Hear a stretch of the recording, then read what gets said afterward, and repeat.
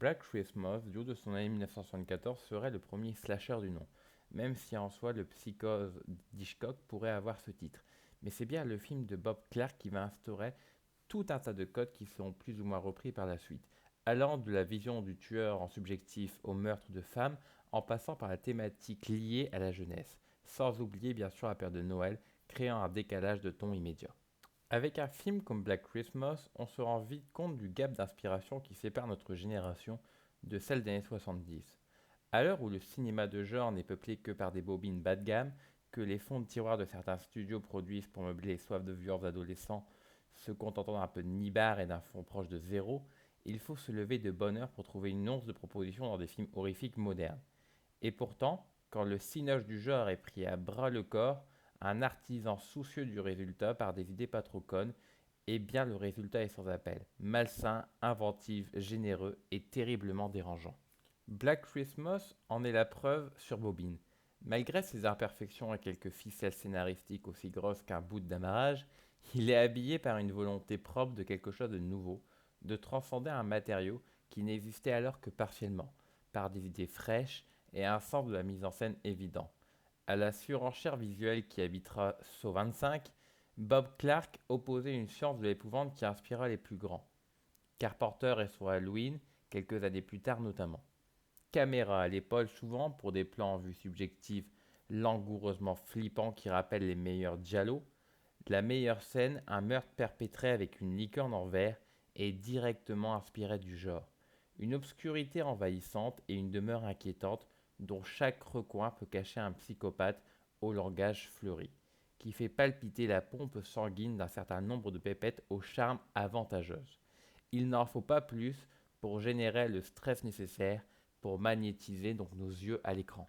En tout cas, à mon grand étonnement, j'ai trouvé que Black Christmas subissait bien mieux l'épreuve du temps. Bien sûr, aujourd'hui, le spectateur est habitué à la vue subjective. Il pourrait même trouver trop long la première partie du film, qui ne comporte finalement pas beaucoup de meurtres. Tout ça pour la bonne raison que les meurtres se passent presque hors champ. Nous voyons bien les victimes se faire attraper, mais le meurtre en lui-même se fait au son, voire est même suggéré pendant que nous retournons sur les personnages encore vivantes. Pas d'effusion de sang, pas d'effets spéciaux vidéo, même l'exposition morbide des cadavres est limitée à un plan de visage. Ce n'est finalement pas montré. C'est même logique que la partie la plus malsaine du film reste les coups de téléphone du meurtrier donnés aux jeunes filles de la résidence, mélangeant plusieurs voix et intonations, d'un vulgaire inquiétant et de toute évidence sorti d'un esprit complètement malade et schizophrène. Ces appels et le mystère demeurent, eux, constituent le cœur du film. L'autre grande force du film, responsable en grande partie du profond respect que j'ai pour ce film après sa vision, c'est d'avoir gardé l'identité du tueur totalement secrète jusqu'au bout et au-delà.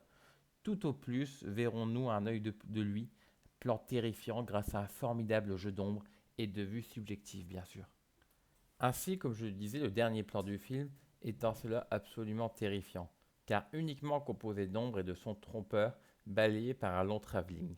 Ces sons de piano dissonants constituent d'ailleurs la majeure partie de la bande originale du film, excepté quelques chants de Noël qui laissent la plupart du temps la place au silence et au dring du téléphone.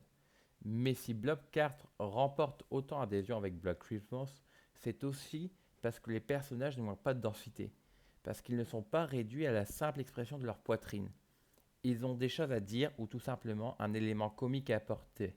Délicieuse Mima qui planque ses bouteilles comme le petit poussé balise son chemin.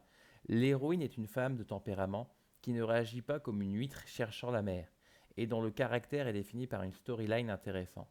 Celle d'évoquer son choix de privilégier sa vie professionnelle à celle de la maturité. Résultat, la sauce prend.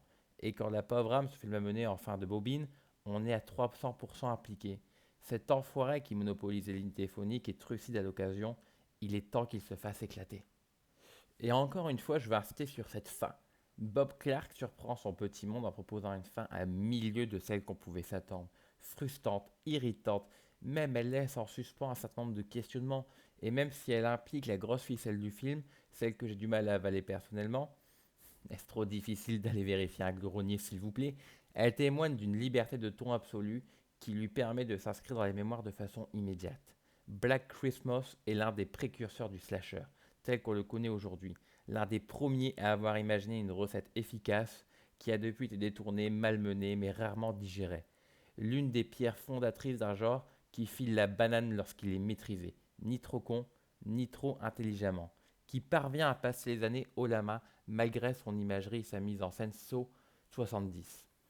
Qu'importe donc si l'inexistence d'une crédibilité auditive des personnages permet au scénario de tenir debout, qu'importe si on se demande constamment comment les personnages font pour ne pas se questionner davantage sur les disparitions, l'important c'est que Black Christmas est non seulement un pied du genre, mais qu'il est en plus un des meilleurs représentants encore aujourd'hui.